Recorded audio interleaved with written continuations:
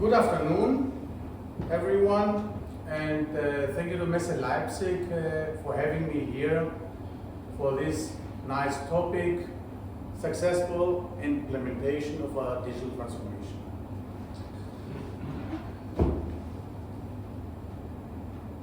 In an era where technology evolves at lightning speed and where innovation drives competitiveness, digital transformation is no longer a choice, it's a necessity. Let's start with a question. What are the reasons for this necessity? The world is permanently changing. We are here in Greece, Heraclite, the Pandari, we know that. We live in uncertain times. The companies are facing many challenges. Externally, they are confronted with topics like climate change, energy issues, digitalization, and other disruptive forces. Internally, they are confronted with challenges like cost pressure, reorganization, new business models, and the new work model, hybrid, working also from home, and so on. Companies need qualified consultants, technical consultants, companies with technology background, specific expertise, or trusted advisors in their board to discuss the relevant implications. Transformation is key to keep sustainable performance also in the future. And speed is essential in the markets of the future, and time is running. It's all about the right execution, the discipline of getting things done.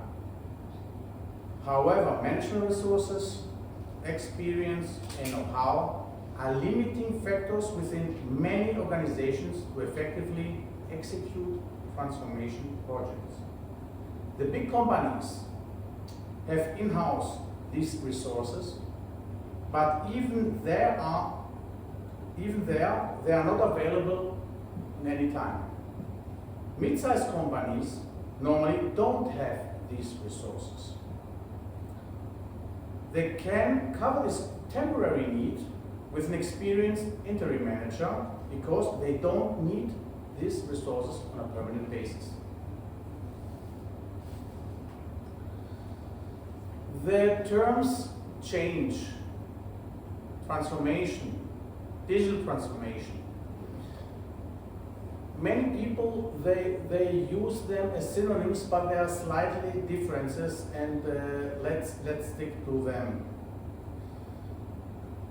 Change can be an upgrade of a CRM program on a higher level. It can be enhanced skills and capabilities of the sales team. So it's specific, narrowed, in specific processes what we want to improve. There are incremental improvements, and normally these kind of projects are also from a time perspective limited. In the opposite transformation, here we are talking about a reorganization, changing the structure of an organization, integrate an acquired company, another business model, for example, establishing service business. Sometimes you acquire a company because of their technology, and this increases the challenges of a transformation project. Then we have a mixed with a digital transformation project. So the most complex of these kind of projects is the digital transformation project. Digital transformation is more than just adopting new technologies. It's about fundamentally changing the way we operate, deliver value to our customers, and adapt so to the ever-changing business landscape. It's about leveraging technology to create new, sometimes disruptive business models and operational processes that are more efficient, customer-centric, and agile. Technology is here a critical enabler of digital transformation. It is not the end goal. We must carefully select and implement technologies that align with our strategic objectives. Whether it's a cloud computing, artificial intelligence, machine learning, or blockchain, the technology we choose should drive efficiency, enhance customer experiences, and create new business opportunities. Now, the issue is the execution of this kind of transformation projects. How is the success rate of transformation projects? A significant portion fails. We all know the survey of McKinsey with its 70%. However, it's a range between 60 and 70% depending on the industry and the type of transformation. By the way, we said acquiring companies in the middle column regarding transformation projects. Post-merger integration projects are known to be particularly challenging, with a significant number of them failing to achieve their intended objectives. Studies estimate between 60 and 90% of M&As, mergers and acquisitions, fail to create the anticipated value of synergy. But why these transformation projects fail with this high rate? So it's lack of clear vision strategy, no defined goals, poor leadership and management, on a management level, but also on an employee level. Also there, resistance to change, poor communication, lack of agility, inadequate resource and budget, over-reliance on technology, because I think we have the right technology, so automatically we have some improvements. Data and analytics challenge, poor data quality, whatever nice tool you have, if the base for input is limited, then the output is also a limited, let's say, factor. Unrealistic expectations, very fantasy numbers, what they want to achieve. Cultural misalignment, very, very critical point. We all know this nice sentence, culture eats strategy for breakfast.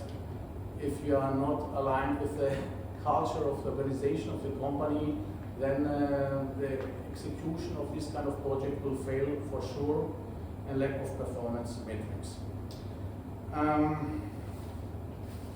So, what is the issue? The issue is most of the transformation projects are, let's say, based on an analytical logic perspective. So it's about facts. However, we need more our people orientation.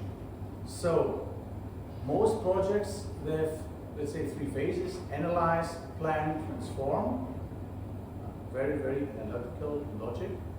Think about in factories, digital transformation projects. There's a digital assessment. There are some experts that are coming into the factory. This digital assessment, first they figure out where you are standing with the factory, okay, with different processes, technology, and so on. Then they say, where do you want to be in some years? So there's a gap. Now, how we are implementing new technologies, new things in order to close the gap and be successful. So analyze, plan, transform. However, this is not the reality how a transformation project can work. So we have to come from analyze, plan, transform to see, feel, transform. So it's about the people. They have to see this, to understand that, to accept that. We said why the transformation projects fail is also the resistance. Resistance why you don't need something. You don't understand something. You don't want to change. This is a very human thing. Think about very easy examples. Football team. There's a football player playing all the time in the midfield. The coach says, okay, we change the system. You have to play right side in the defense. Very analytical. I need this for my tactical formation. However, this player probably he wants to play in the midfield. So he has to understand that he has to, for the sake of the team, he has to change. He has also some skills, capabilities, or he has to improve. He has to change some things with the other players. So you have to feel that he's adding value and this makes sense also to him. Or another example, your relocation. You're moving, let's say, from Thessaloniki to Athens with your family from one country to another country. You have a young daughter, she's 15 years old.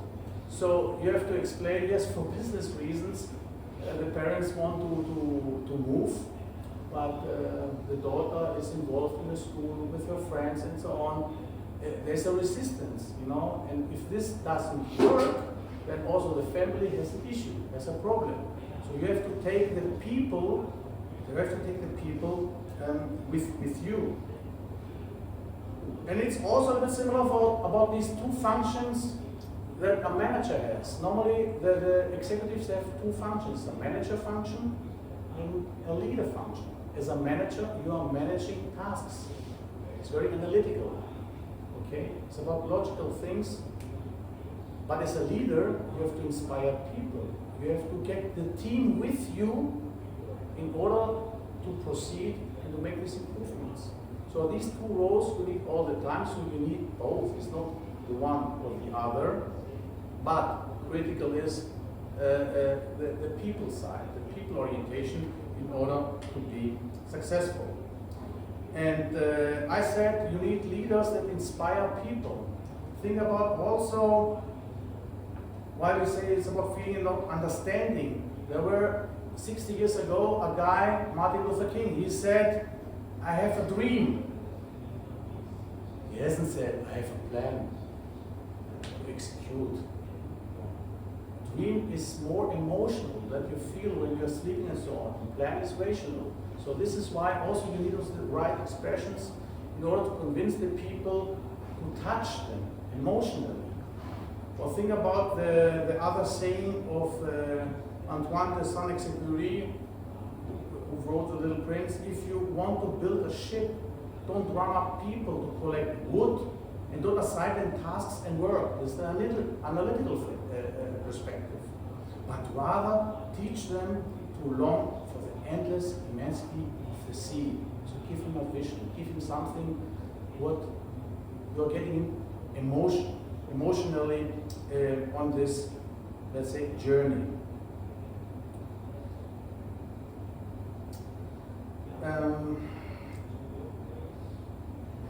So, what is the solution? How you can proceed? As I said, we need both. We need the analytical, but we need also the human, let's say, perspective. You have to combine them. So it's about both plan and feel. So, and by my experience involved in several projects in the past, I would say 10, 15 years, I can confirm that this process structure works out. So first, you have to establish a sense of urgency, that everybody is understanding and then also feeling that we have to change something. If it's a society, if it's a town, if it's an organization, if it's a football team, it doesn't matter what it is, but you have to start with a sense of urgency. And then form a powerful guiding coalition. So in the first step, you don't have to convince all the people, but you need a specific small group of people that they are also promoting the right messages, the right programs, and are also involving others, because you cannot do that alone. Create a vision and a strategy. Here, of course, is strategic consultants that can support and help. This is very, very important. And communicate the vision and the strategy. Communication, communication, communication. In different ways. You have to communicate also differently on the different levels. If it's executive level, management level, employee level, it depends on, but it has to be consistent on communication strategy. Inspire and empower employees to execute efficient and effectively. Means also give them freedom, empower them, trust them. If you empower them, they will give you more back, and they will be more active in this changing process. And we have here also a guy here, he was involved in one of these transformation projects, and this is very, very crucial to give this also on every level for every employee to feel that he's participating in this journey. Create short-term wins and celebrate them. You will not achieve the end result from the beginning. So there are small steps, and you have to enjoy that and to celebrate, so that everybody also feels that we are going to the right direction. Consolidate improvements and produce more change. This is then regarding to get them sustainable, to scale it up. This is important for having this on a sustainable basis. Institutionalize new approaches in the organization. Also here you have the opportunity for new ways of working. It can be how you work in the hybrid mode, it can be some agility methods, what you want to integrate. So this is also the right way if you're changing anyway many things in your organization, also to include new ways of working.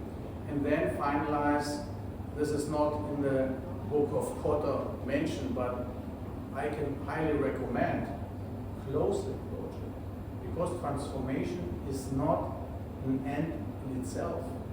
Also, when you go to a journey, you have to find again a harbor, rest a little bit. You cannot be all the time in a changing mood. That is, the people, the organization is getting tired.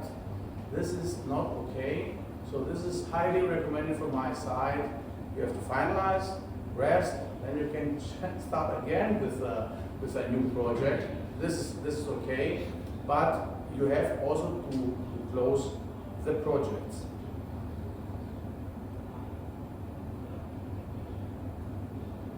Okay. The next, as I said, we have this structured way, but you need also a lot of communication. Normally, you have here a PMO, a project management officer, or a CTO, a change or a chief transformation officer, with leadership experience, strong communication implementation skills, who's organizing that, who's driving this kind of project, and gives also this kind of experience and expertise to this coalition, to this group, in order to transport that also to the other pieces of the organization. Here, number one, very, very important, creating a trustworthy relation through open and transparent communication and cooperation, but not only within your organization, but also with the stakeholders. You are not alone as an organization. You have to speak to the board, to the clients, to the customers, to the suppliers. Normally it's an open system, and this affects sometimes also the others in this, let's say, structure that are interfering with you. Individual discussions and team workshops. Yeah. Only as a team you can proceed, and you have to split it up to different levels, but sometimes you have to talk to individual persons because they want to get promoted, or they have, let's say, higher resistance. So you have to take care. I said the daughter doesn't want to relocate, so you have to discuss with her a little bit more than with your wife that she understood already that you have to relocate. So this depends also on an individual level. Next thing, combined with a systematic approach, regularly reviews of scorecards. We have a one-pager as a work package, inclusive target, metrics, milestones, monthly activities as progress control.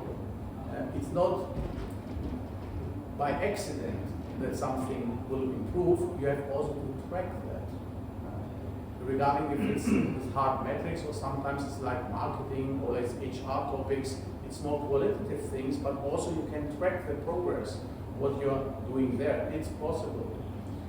Regularly, fix steering committee and town hall meetings, fix with the teams, with the management team, the steering committee, with the board members, because we need also the alignment of your, let's say, bosses, or the financial guys, sometimes the private equity companies, if you belong to this kind of company.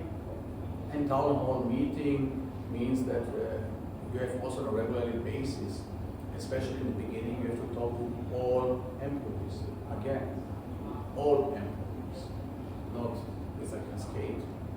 Coaching and mentoring, identify the great individuals who are willing to be part of a team and who are coachable to unleash their potential. Also, this kind of projects you find these special individuals where you say, oh, see, oh, they are talented, they can do more, and they like to do the extra mile in this kind of projects. This is also a very, very good opportunity to check if they are also capable for higher positions in the mid-future or in the future. So these are very interesting. And last but not least, experienced managers who hardly want to be developed are better interlocked with our colleagues. Always you will have, and this is normal in humans, some people that will have this resistance. Doesn't mean that you have to fire all the people that are doing the resistance. This is, oh sorry, this is wrong. But you have to interlock them. They are very valuable. They are very, very important for the organization.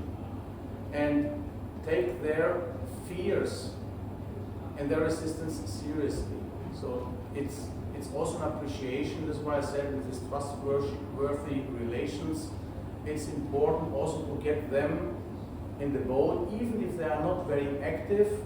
But you know, also if you don't handle that, they can create damage to the organization without wanting to do damage to the organization, but at the end, if they're complaining all the time, this will create also an atmosphere. So this is why you have to interlock them also. As said, you need on the top of this program office an experienced guy as a PMO, CTO, and as said in the beginning, most of the mid-sized companies normally don't have this resource with the needed experience and know-how, and there is no need to hire somebody on a permanent basis. So companies can cover this specific temporary need with an experienced interim manager. This is why also they are existing. Can a company, an organization, trust this kind of interim manager?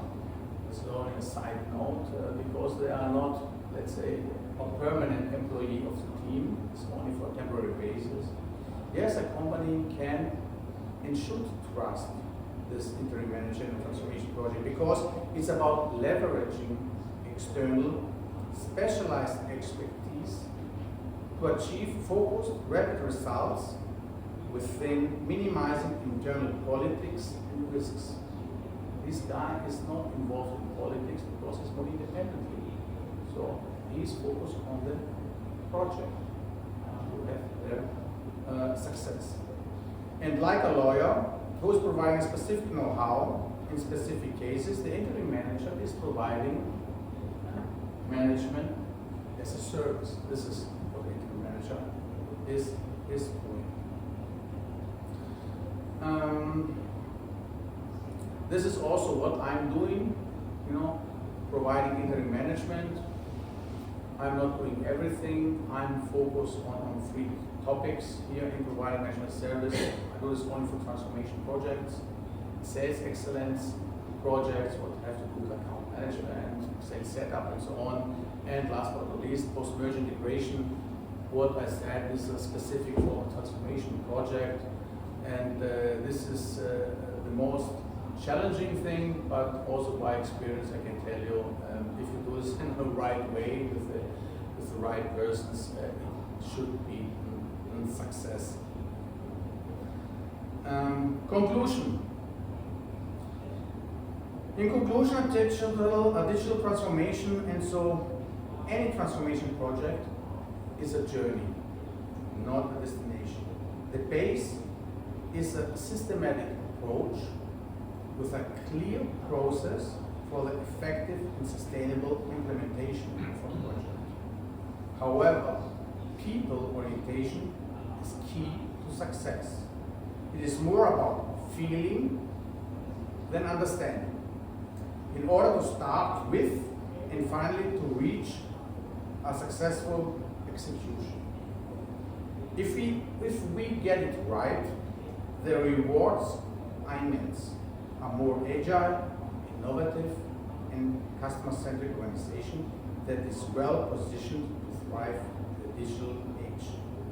And so, described in my first page, we will keep sustainable performance also in the future. Thank you.